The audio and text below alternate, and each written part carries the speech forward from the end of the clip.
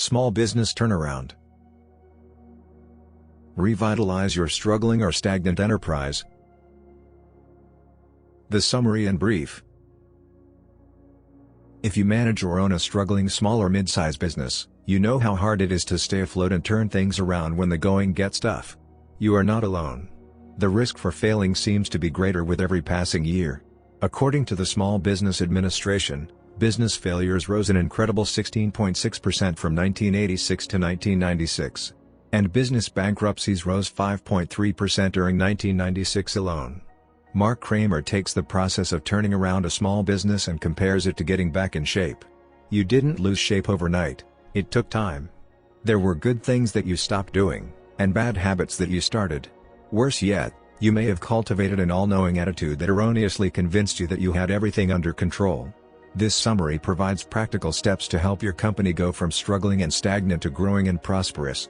The first step is to map out your strategy. If you find yourself struggling to keep customers, make sales, pay vendors and business taxes, this summary will help you take action now to prepare for a better future. Mapping out your strategy. Your company didn't get where it is overnight, and won't recover instantly. It takes a lot of planning, hard work, and grit to make the enterprise a success story. The worst thing you can do is hide. You must meet with key employees and advisors and let them know what is happening. Talk to your customers and vendors, too.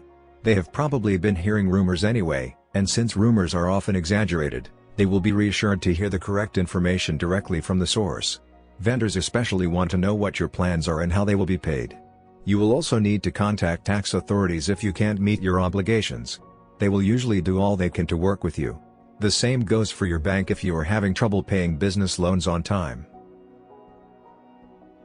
10 Keys to a Successful Turnaround. Your company has a greater chance of turning itself around if 1. The top executive is strong, decisive, and communicative. 2. Business, marketing, sales, and operating plans have a narrow agreed-upon focus. 3. Managers are able to handle adversity and be willing to work long hours. 4. Employees are willing to make sacrifices and work more than 40 hours.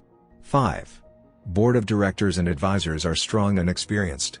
6. Vendors are flexible. 7. Bank loan officers believe in the company. 8. Quality is job one. 9. The marketplace needs the company's products or services. 10. Management hires experienced counsel and accountants who understand the business and turnarounds. Write a business plan. The first step to turning around any enterprise is to map out a plan. Planning is essential to success. Therefore, you want to begin the turnaround by creating business, sales, marketing, and operations plans. Revise these plans annually.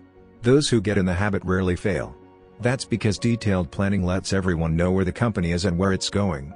Planning builds confidence. Start with an updated business plan. Many small business people think of business plans as something they need to draft to raise money. But a business plan can do much more than that. It can be used as a realistic view of the expectations and long-term objectives of your business, and can provide a framework within which the enterprise will operate. Business plans help management clarify, focus, and research the development and prospects of their business or project, provide a logical framework within which a business can develop and pursue business strategies over the next 3 to 5 years, serve as a basis for discussion with third parties, and offer a benchmark against which actual performance can be measured and reviewed. Lack of a business plan almost certainly dooms a business to failure. The easiest way to start a business plan is to create a 2 or 3 page outline. From this start, you will create a plan that should be no longer than 25 pages. Of course, before you can begin an outline, you must be able to identify the current status, objectives, and strategies of your business. Those entities will be critically examined to probe existing and perceived strengths, weaknesses, threats, and opportunities. Parts of the plan. Every business plan will include an explanation of the firm's vision, mission, objectives, values, sales, marketing, and hiring strategies, competition, and income and expense projections. The vision statement is a snapshot of the business 3 or more years into the future. It describes the company's physical appearance, size, and activities. Remember to keep the statement grounded and accessible. Venture capitalists often have their secretaries scan business plans.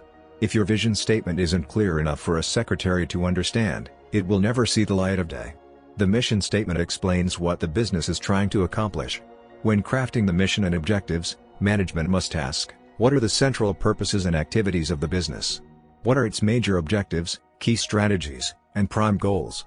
For example, a food company concentrating on food for diabetics might state its mission as to be the leading kidney food company in the United States. The next step is to identify the objectives and goals that will help the company achieve its mission. The objectives and goals state what the business needs to achieve in the short and long term. Objectives are centered around financial and market share goals. In most cases, financial goals are more meaningful than market share, unless you are in a niche business. The strategies outline the path the company will use to achieve its objectives and goals. The most difficult sections to write are likely to be the marketing and sales sections. Be sure your financial projections are in line with industry norms. Overestimate the time or cost required for product development, market entry, external support, and raising capital. A good rule of thumb is to have sales projections and double the cost and time required to get there. A business plan, step by step. Here is the step-by-step process for putting together a business plan. Draft an executive summary, 1 to 2 pages, introduce the entire plan, and explain who wrote it, when, and why. Be sure to provide contact information and highlight the most important points you make. The executive summary encapsulates everything into one place.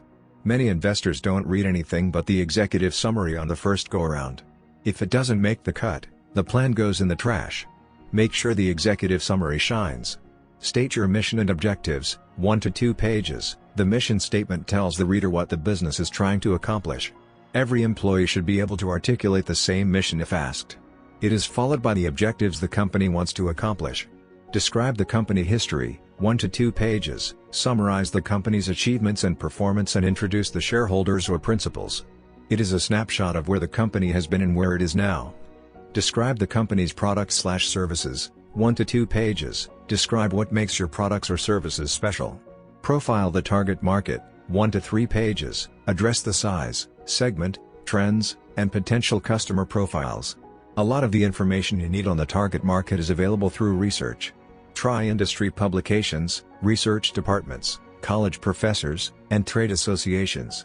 Valuable data can also be found on the internet. Describe the competition, 1 to 2 pages, include both primary and secondary competitors, and comment on their strengths and weaknesses. Describe your marketing strategies and sales plans, 2 to 3 pages, tell the reader how you will market your product or services to customers. Predict how sales will go in your main market. Describe how you will differentiate yourself from the competitors. Describe R&D efforts and technology, 1 page, if your company is engaged in any research and development or owns patents it will use, describe these. Explain how you will improve or develop products and what resources you will need. Describe operational and manufacturing plans, 2 to 3 pages, explain how the company plans to improve distribution, service, and manufacturing. Identify managers, 1 to 2 pages, identify the management team you plan to use. Be sure to highlight their experience in your industry or their specialty. Disclose funding needs, 1 page, summarize the company's financial needs, identify sources for funding, and offer projections for their return on investment. Once you come this far in your business plan, you will have a clear understanding of how much money you need and be able to decide how much ownership you are willing to give up in exchange for funding. Include an exit plan if selling or going public is a goal. Provide financial position and projections, 2 to 3 pages. Use simple tables to present key financial projections, such as profit and loss, cash flow, balance sheets, and key ratios. Be sure the figures are accurate and believable. Write the operation and launch plan. Once you have a solid business plan in place, you need to concentrate on creating the operation and launch plan. A solid launch plan is the second most important document your company will prepare as it reinvents itself. The plan will include product descriptions, show how the products will be created and developed, show exactly how they will be marketed, how much it will cost and what the pricing will be, and who will be involved. If this sounds a lot like a business plan, it is. An operation and launch plan takes the business plan and expands it. The details are filled in. For example, if part of your company's turnaround includes creating a web presence, the business plan would list web development as one of the strategic goals. The operation plan would detail the technology the company will use to develop the website, specify its layout and content, and detail how the site will be advertised to its intended market. The plan would also detail how the site will make money, and how much. Pricing for everything from subscription fees to advertising rates also belongs in the operation plan. The launch section of the plan specifies what will happen when and where and identifies milestones along the way. In the example, the launch timetable would include dates for getting funding, hiring key employees, and having the site up and running. Think of the operations and launch plan as a to-do list for full implementation of the business plan. Implementing your strategy. Once you have decided to turn your company around, chosen someone to lead that effort, and drafted business, operation, and launch plans, then you are ready to implement your strategy. As you begin to implement your plan, you will need to accomplish 3 things. First, you must rebuild morale as well as attract and retain employees. Next, you must build sales through creative marketing. And finally, you must learn to hold the line on expenses and negotiable debt. Manage the people issues. If your company is going to turn around, it's essential that employee morale be rebuilt. When things look bleak, workers aren't naturally motivated to work harder and longer for fewer rewards. They may feel as if they have already made enough sacrifices. They start coming in late and leaving early.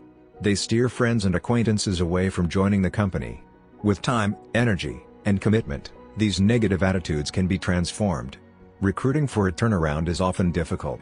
You must pick the right type of person, someone who thrives on pressure and looks at a turnaround as an opportunity to shine. They have to be mentally tough, able to withstand long hours and sleepless nights, and be full of energy. Some other characteristics to look for are the ability to work in a team environment and to be flexible enough to work without structure. Good candidates also don't mind losing free time and can work on multiple tasks simultaneously. Finding employees suited for a turnaround is difficult but not impossible. Good sources of referrals include current employees, friends, business associates, trade associations, members of the board of directors or advisory board, and other professional contacts like attorneys and accountants. A struggling company must also work hard to retain its good employees. Do what you can to create a pleasant work environment. Use small perks like free food when employees work late. Scout out free seminars and inexpensive books to help workers develop professionally. Let employees play with new technologies by asking vendors for demonstrations. Give employees extra time off with pay if long hours are taking a toll. Consider giving stock options in lieu of raises, and promise profit sharing when the tide has turned. And don't hesitate to dole out bonuses for a job well done. Handling layoffs. On the other hand, turning the company around may mean laying off workers. If your new business plan includes downscaling the company's endeavors, obviously people will have to be reduced. While it can be very hard on management to have to fire people, sometimes it has to be done. It helps if you can offer severance payments or at least assistance with the job hunt. Be sure to offer references and don't contest eligibility for unemployment. There is no need to make enemies out of former employees. Once layoffs are a fact, the surviving employees may be angry or worried that they are next. If you don't want a mass exodus, you must explain the situation. Have a departmental or company-wide meeting. Be reassuring. Explain that the layoffs are part of the company turnaround plan, and that their contributions are essential to the success of the plan. Write a marketing and sales plan. One of the quickest ways to get a company out of trouble is with a strong sales and marketing plan. Since you already should have a business plan in place, you already have experience writing plans. A sales and marketing plan has a similar layout. Start with an executive summary and mission statement. Use the business plan format. Follow with a competitive advantage section. This section is crucial. It should explain what clear advantage your company has over the competition. Competitive advantages can range from better technology, quicker service and better quality service to wider coverage area, more experienced staff, or cheaper price. Once you articulate your competitive advantage, your employees will be able to answer a crucial customer question: why should I buy from you and not someone else? The next part is the objective section. These objectives should be developed by the management team. They should represent realistic sales goals, not numbers pulled out of a hat. They should also include recruiting and visibility goals. Outline sales strategies. This is a roadmap of how you will achieve the sales goals. It should be developed by the head of sales, and should be based on the most successful sales techniques used in the industry and by the company. Benchmark your strategies against the best in the industry and you will improve your sales. Be very specific. For example, say we will send a one-page letter to each prospect and follow up within 10 days with a phone call, and not we will do a mass mailing. Outline how you will market your services. Identify good sources of new business by asking current customers, vendors, trade associations, and professionals for referrals and outline how you will reach those prospects. Other ideas include developing a newsletter and holding seminars. Identify your target market. Your target market is those who need your service or product, can afford it, and are within an area you can service. Don't waste time on others. Outline your retention plan. Keeping current customers is crucial. Be sure to set contact goals for current customers and ask them how you are doing and what you could improve. Describe your personnel program. How will you select and retain workers? What skills do they need and what duties will they perform? Describe the competition. You need to keep tabs on the competition. Keep a file on each one, and fill it with press releases, news stories, and marketing material. Identify their strengths and weaknesses. Outline launch plan. This should be very specific, perhaps month by month or week by week. Make financial projections. If you have completed the previous sections, you should be able to estimate expenses and income. Bear in mind that it's better to underestimate and overperform than overestimate and underperform. Develop a budget and negotiate debt. There are 3 reasons why companies get into financial trouble. First, they are underfunded. Second, they spend money unnecessarily. Third, they can't sell enough products or services to make up for the lack of funds. If you are turning a company around, you must cut or reduce expenses. By taking a close look at what is being spent, you will find many creative ways to reduce costs. For example, cancel redundant magazine subscriptions, shop for new telephone services, buy instead of leasing equipment, analyze insurance costs, keep only crucial memberships, advertise effectively, avoid charitable contributions, buy office supplies on sale, and avoid first-class travel. Working with creditors. Any company trying to turn itself around probably has creditors demanding immediate payment. If they know your company is having trouble, they may fear the worst. The reality is that if they force the company into bankruptcy, no one will get more than pennies on the dollar. Therefore, most vendors will be happy to work something out. The key is to approach them directly and honestly and not make any promises you can't keep. Work with each creditor and come to an agreement, and then keep it. Keep vendors informed of your situation. Remember that most banks would rather reorganize the debt and take small payments over time than have to take over the business. Working out payment schedules is to everyone's advantage. Companies should remember that even a bankruptcy reorganization could wreak havoc with a business. Once a bankruptcy petition is filed, the company loses control of its business. Preparing for the future. Once your company has begun its turnaround, it's time to prepare for a successful future.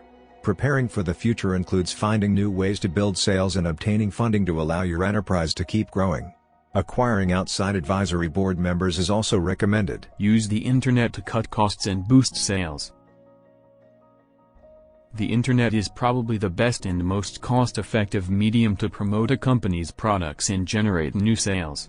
Although large multinational companies may spend hundreds of thousands of dollars developing an internet presence, small companies can get on the internet for much less. An outside developer can do the job for $25,000, or off-the-shelf software can get the job done for considerably less. Shop carefully before you sign a contract or make a purchase. As with any other endeavor, you need to have a plan in place before you go online. Check out what the competition is doing, and prepare a launch plan. What will your site offer? Will it be an online catalog with ordering potential? Will it deliver your newsletter? Will it be used to provide answers to commonly asked questions? Remember that you may have to advertise to get people to your site. One easy way is to begin using your web address in direct mail pieces, on stationery, and in print advertisements. Find new sources of financing. To continue on the path to recovery, your company may need to boost its cash flow. Finding additional sources of financing will play a crucial role in growth. Many businesses fail when they aren't able to achieve enough cash flow to sustain rapid growth. But there is hope. Finding financing is possible if you know where to look. Consider these possibilities. Banks. Conventional bank financing requires collateral in the form of cash, property, or business contracts. Bank financing can be inexpensive, and doesn't typically require giving up equity in the company. The disadvantage is that most owners have to personally guarantee loans. If the company fails, they are personally on the hook. Investor angels. Angels are wealthy individuals who like to invest in new or troubled companies with potential. They want an equity stake. Venture capital. Venture capital firms are in the business of funding promising new companies. They typically want a large equity stake as well as the ability to control management. Public funding. The Small Business Administration has loan guarantees available for firms turned down by banks for conventional loans. Some states have similar loan and grant programs available. Vendor funding. Vendors sometimes accept stock in a company in lieu of payment for goods or services. Factoring. Factors loan money using a company's accounts receivable as collateral. Typically, factors will lend 70 to 80% of the value of the accounts receivable at a rate of 3% per month. This is a good short-term method, but the rate for long-term borrowing is high. Venture leasing. Venture lease companies specialize in funding leases for companies with impaired credit, and take a stake in the firm as part payment. Conventional public offering. This is commonly known as going public, and involves offering stock to the general public. Hire experts in public offerings if you go this route. Internet public offering. This cuts the intermediaries out when going public. Again, hire experts. Small companies offering registration. This form of going public is done on a small scale at the state level. Most states require that no more than $1 million be raised per year. Public shell. A private firm can purchase controlling shares in a public company with few assets and become in effect a public company. The owners of the public shall invest in the business much like a venture capitalist. Venture consultants. Venture consultants raise money for companies for a fee. Keep moving forward. Once you complete a successful turnaround, it is imperative that you don't fall back into the old habits that got you in trouble in the first place. Try these suggestions to help you stay in shape. Never skip a weekly staff meeting. Keep those lines of communication open. Hold semi-annual strategic planning sessions. Re-evaluate and revise your strategy when needed. Update the company business plan.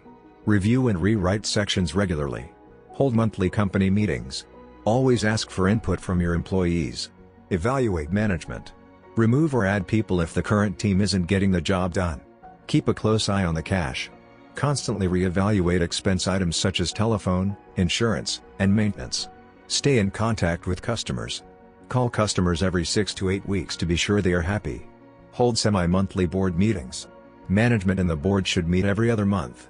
Continuously educate. Circulate articles and bring in speakers to help everyone grow professionally. Hand out awards. Remember to single out people who are making a contribution.